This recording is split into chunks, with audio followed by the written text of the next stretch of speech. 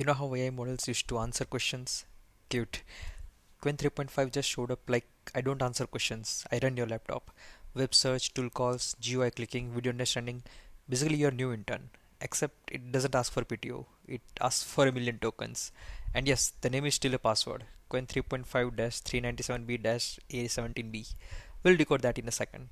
So, Qwen just released their newest model in Qwen 3.5 series, and it's a native vision language model. What it means is that it's not text model plus image plugin. It's trained to handle text and images as first class citizens. They also mentioned Qwen 3.5 Plus, the hosted version with a 1 billion context window by default, plus official built-in tools and adaptive tool use, which is a fancy way to say it's not just chatting, it's planning, calling tools, and remembering enough to be dangerous. Okay, let's decode 397B A17B. 397B is the total parameter count, the size of the brain if you will. A70B means only 70 billion parameters are active per forward pass. How is that possible? This is basically MOE, mixture of experts. We will discuss more about it in detail some other day. But for now, think of it like a company with 512 experts on payroll. But for each question, only a handful show up to the meeting. Management calls this efficiency, and the experts call it why am I even on this Slack channel? So MOE gives you big model capability without paying the full compute bill every single token. Let's talk about pre-training. In the blog, Qwen frames Qwen 3.5 pre-training as three upgrades: power, efficiency, and versatility. So first point, power. They say it's trained on a much larger scale of visual text tokens than Qwen 3, plus more STEM and reasoning data, and stricter filtering. Meaning we fed it more multimodal stuff and tried to clean the junk. Because yes, a model can eat too much internet and get indigestion. They also claim cross-generation parity, basically saying the base model is competitive with their previous generation's big baseline. Now let's talk about the efficiency. They say Qwen 3.5 is built on Qwen 3 Next architecture with high sparsity MOE, a hybrid of gated delta net plus gated attention plus multi-token prediction. Let's translate those. Higher sparsity MOE means more experts but still only a few active. Qwen 3.5 mixes two ways to read context.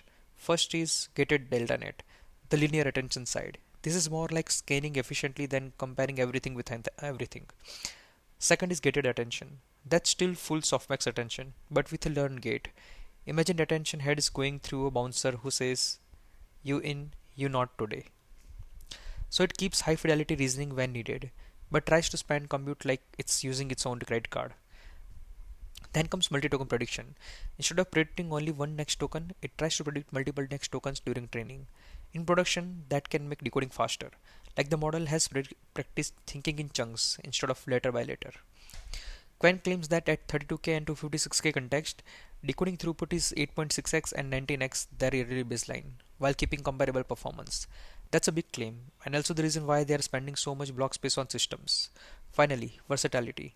They say Qwen 3.5 is natively multimodal via early text vision fusion.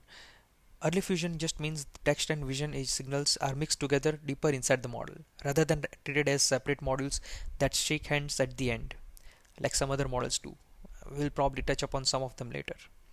They also expand multilingual coverage from 109 to 201 languages and dialects, and increase vocabulary size from 150k to 250k, improving token efficiency by 10 to 60% in many languages. This basically translates to fewer chopped up tokens per sentence, which usually means faster and cheaper and sometimes better. Okay, now let's talk about infra, how they trained it. The blog gets unusually honest about the engineering grind. They described a homogeneous infrastructure that decouples vision and language component to avoid inefficiency of treating everything the same. In other words, stop forcing image compute and text compute to merge in lockstep. Let each part run in the most efficient way. They also highlight a native FP8 pipeline. Okay, so what is this? FP8 is the numerical precision, how many bits you use to store numbers during training. BF16 is common, fairly stable, fairly heavy. FP8 is lighter, faster, cheaper, but easier to mess up. They claim they use FP8 broadly, activations, MOE routing, GMMs, but keep BF16 in sensitive layers. That's basically them saying we went fast, but not that fast. They say this yields about 50% activation memory reduction, enabling training at tens of trillions of token scale. So yes, the model is big, but the training system is also the product here. Okay, now the post-training story is basically Qwen 3.5 improvements come primarily from scaling RL tasks and environments, not from gaming one benchmark. The model learns by trying, getting scored, and updating behavior, like training a dog, except the dog can write JavaScript and also do web search. They also describe a scalable synchronous RL framework with a disaggregated setup for better hardware utilization and load balancing. And this is where the pipeline diagram comes in. Here is a plain English version of what they are showing. You have rollouts, the model acting in an environment, thinking, calling tools, doing multi-step tasks. Those experiences get stored in buffers, but they control stillness. Stillness is literally how outdated your training data becomes compared to the current model. It's like learning today's slang from a 2012 meme. You might get bullied. Then there is a replay queue that forms batches of training. A separate trainer updates the model. There is a seamless parameter sync so the rollout actors don't drift too far behind, and a reward service that scores the model's behavior. They even mention tactics like speculative decoding and multi-turn rollout locking to improve consistency between inference time behavior and training time behavior. This all translates to they are building an RL factory, and they're trying to keep the factory from training on stale, skewed, and weird data. Okay, so what does Qwen 3.5 actually do? Picture this. You say, build me a landing page, and it starts doing web dev. Not just code snippets, but actually very structure. Then you give it a research task, and inside an agent environment like OpenClaw, it can search the web, collect resources, and spit out a structured report, like an analyst who never sleeps and also never stops talking. Next, GUI agent mode. You tell it do this cross apps, and it tries to operate your phone or desktop like it pays rent there. And the wild one.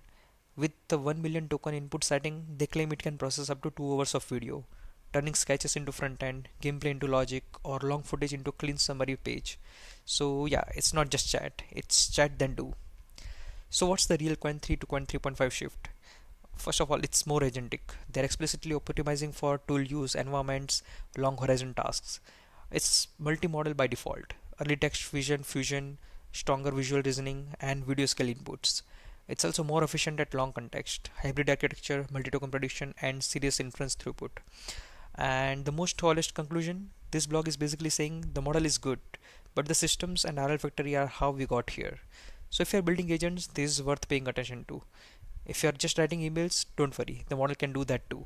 It might just also try to refactor your entire life into microservices.